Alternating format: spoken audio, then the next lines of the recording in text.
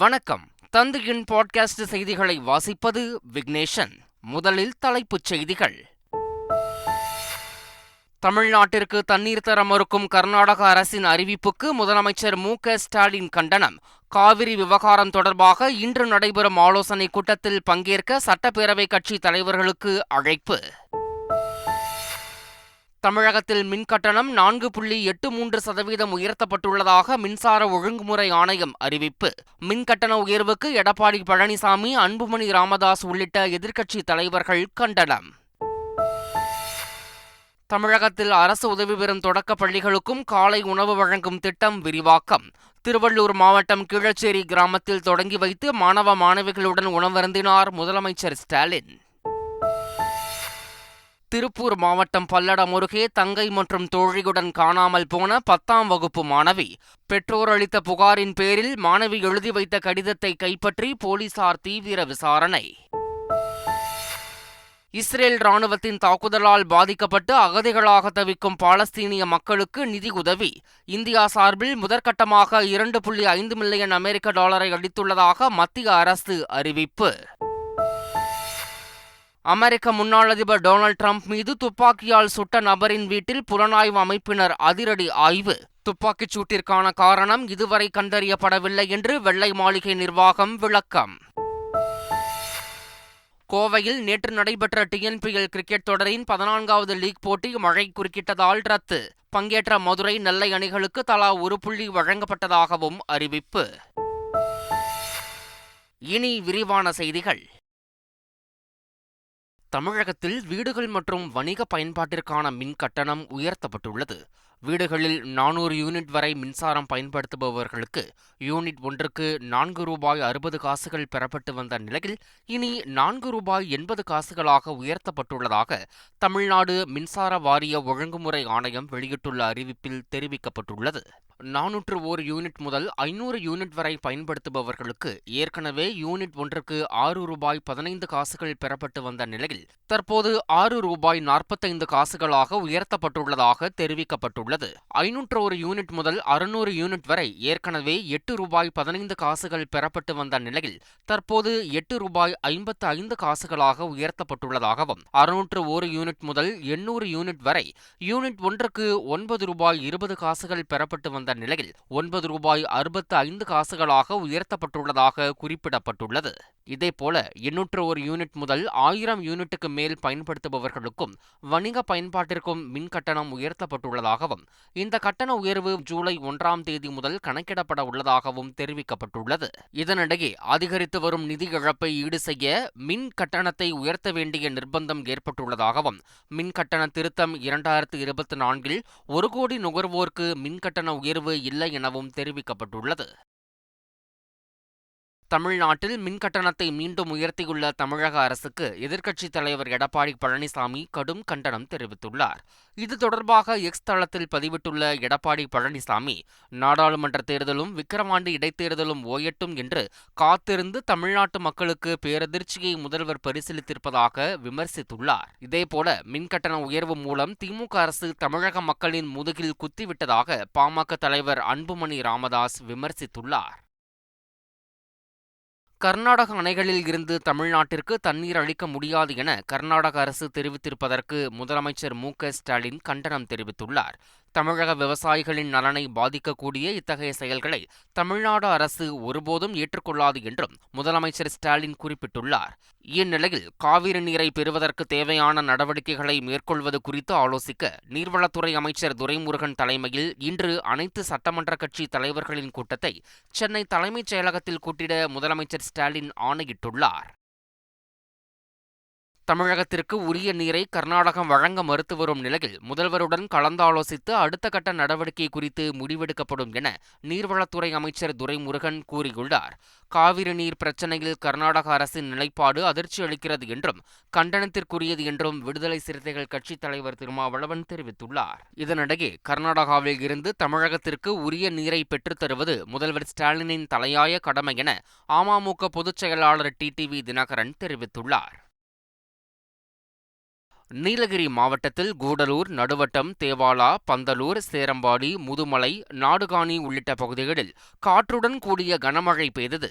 கூடலூரில் இருந்து உதகை செல்லும் மலைப்பாதையில் ஆகாச பாலம் என்னும் இடத்தில் மண் சரிவு ஏற்பட்டது. அங்கு ஜேசிபி இயந்திரம் வரவழைக்கப்பட்டு சாலை சீரமைக்கப்பட்டது. கூடலூரில் இருந்து வயநாடு செல்லக்கூடிய 4வது மைல் என்ற பகுதி தேவர்சோலை, மாக்குமூலா உட்பட 8 இடங்களில் சாலைகளில் மரங்கள் விழுந்தன. கொட்டும் மழையிலும் தீயணைப்புத் துறையினர் மரங்களை வெட்டி அகற்றினர். தொடர்ந்து பெய்த மழையால் பொதுமக்களின் இயல்பு வாழ்க்கை முற்றிலும் பாதிக்கப்பட்டுள்ளது. ஆற்றில் வெள்ளப்பெருக்கு ஏற்படும் என்பதால் தாழ்வான பகுதிகளில் வசிக்கக்கூடிய மக்கள் எச்சரிக்கையோடு இருக்க வேண்டுமென மாவட்ட நிர்வாகம் அறிவுறுத்தியுள்ளது. தமிழகத்தில் அரசு உதவி பெறும் தொடக்கப் பள்ளிகளுக்கும் காலை உணவு வழங்கும் திட்டம் விரிவாக்கம் செய்யப்பட்டுள்ளது.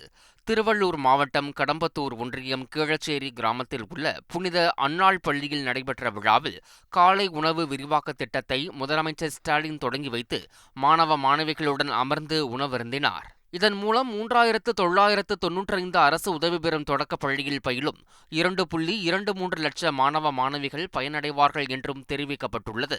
முன்னதாக காமராஜரின் பிறந்தநாள் விழாவையொட்டி அவரது உருவப்படத்திற்கு முதலமைச்சர் ஸ்டாலின் மலர் தூவி மரியாதை செலுத்தினார்.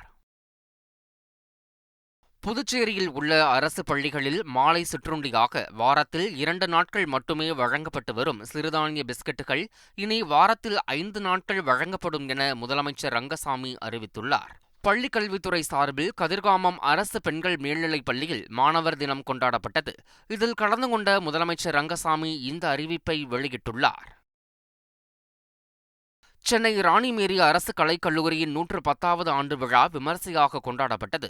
இதையொட்டி முன்னாள் மாணவிகளை அழைத்து சிறப்பிக்கும் நிகழ்ச்சி நடைபெற்றது. இதில் கல்லூரியின் முன்னாள் மாணவியும் பின்னணி பாடகியுமான ரிஹானா கலந்து கொண்டு சிறப்புரையாற்றினார். பின்னர் தனியார் தொண்டு நிறுவனம் சார்பில் வழங்கப்பட்ட 110 மரக்கன்றுகளை மாணவிகள் நட்டனர். செய்தியாளர்களிடம் பேசிய ரிஹானா, சாதி மத பேதமின்றி அனைவரும் சமமாக கல்வி பயிலும் சூழலை கல்லூரி உருவாக்கியதாக பெருமிதம் தெரிவித்தார். சென்னையில் 16 வயது சிறுவனை காதலித்து திருமணம் செய்த 30 வயது பெண்ணை பிடித்து போலீசார் விசாரணை நடத்தி வருகின்றனர்.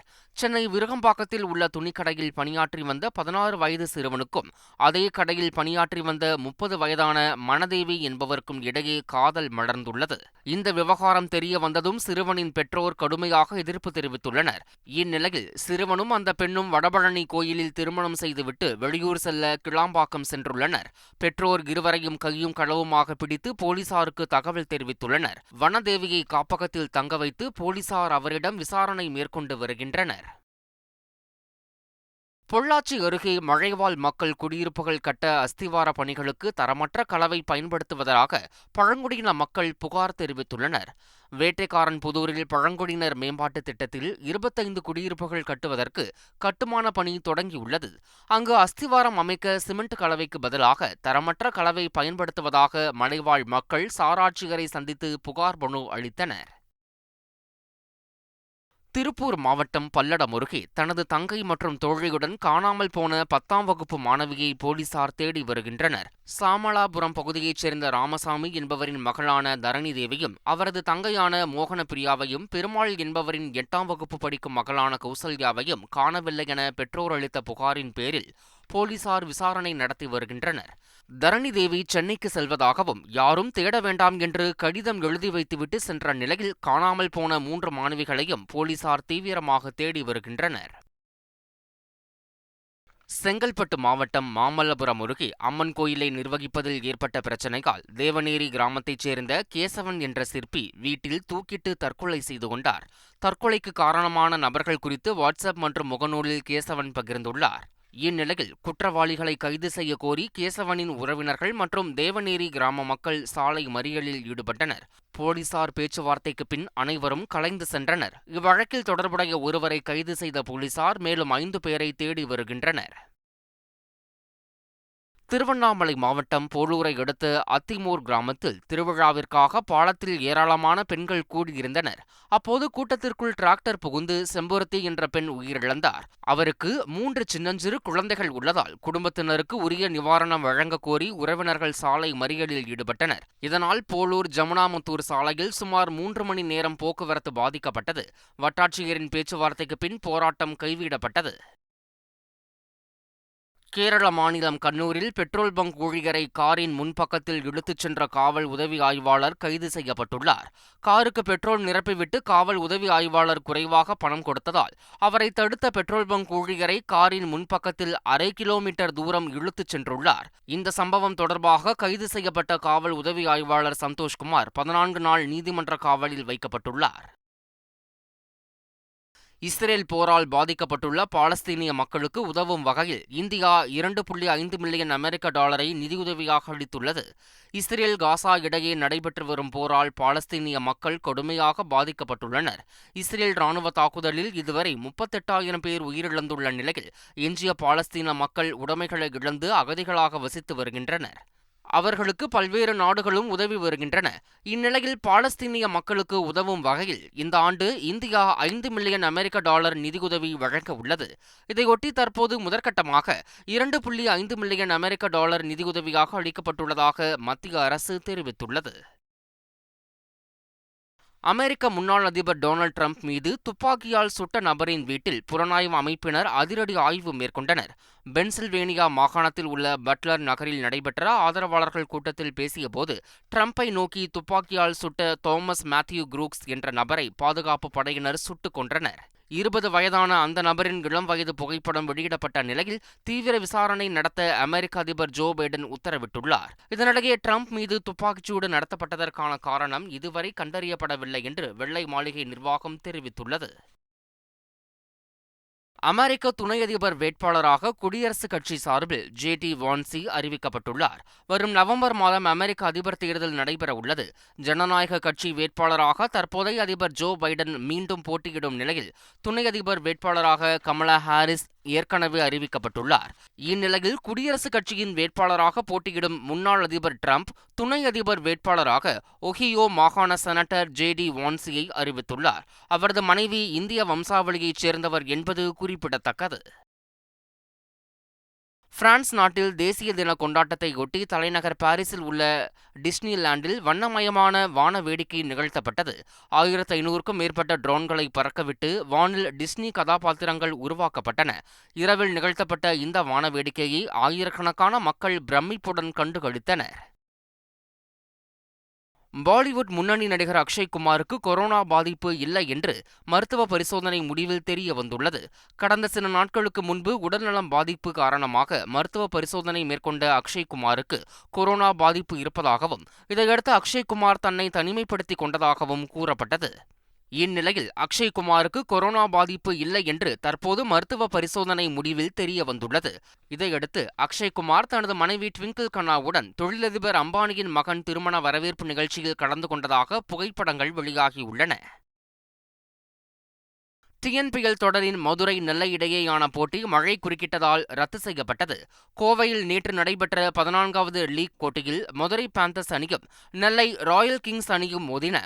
மழையின் காரணமாக இந்த போட்டியானது 1 மணி நேரம் 35 நிமிடங்கள் காலதாமதமானது. இதனையடுத்து ஆட்டமானது 17 ஓவர்களாக குறைக்கப்பட்டது. பின்னர் டாஸ் வென்ற மதுரை அணி பந்துவீச்சை தேர்வு செய்தது. இதனால் முதலில் களமிறங்கிய நெல்லை அணி 3.5 ஓவர்களில் 1 விக்கெட்டை இழந்து 19 ரன்களை எடுத்தபோது மீண்டும் மழை குறுக்கிட்டது. இதையடுத்து ஆட்டமானது 15 ஓவர்களாக குறைக்கப்பட்டது. பிறகு 5.2 ஓவர்களில் 2 விக்கெட்டுகளை இழந்து 33 ரன்களை நெல்லை அணி எடுத்திருந்தபோது மறுபடியும் மழை குறுக்கிட்டது. இதையடுத்து போட்டியானது ரத்து செய்யப்பட்டு இரு அணிகளுக்கும் தலா 1 புள்ளி வழங்கப்பட்டது. மீண்டும் தலைப்புச் செய்திகள். தமிழ்நாட்டிற்கு தண்ணீர் தர மறுக்கும் கர்நாடக அரசின் அறிவிப்புக்கு முதலமைச்சர் மு.க.ஸ்டாலின் கண்டனம். காவிரி விவகாரம் தொடர்பாக இன்று நடைபெறும் ஆலோசனைக் கூட்டத்தில் பங்கேற்க சட்டப்பேரவை கட்சி தலைவர்களுக்கு அழைப்பு. தமிழகத்தில் மின்கட்டணம் 4.83% உயர்த்தப்பட்டுள்ளதாக மின்சார ஒழுங்குமுறை ஆணையம் அறிவிப்பு. மின்கட்டண உயர்வுக்கு எடப்பாடி பழனிசாமி, அன்புமணி ராமதாஸ் உள்ளிட்ட எதிர்க்கட்சி தலைவர்கள் கண்டனம். தமிழகத்தில் அரசு உதவி பெறும் தொடக்கப் பள்ளிகளுக்கும் காலை உணவு வழங்கும் திட்டம் விரிவாக்கம்.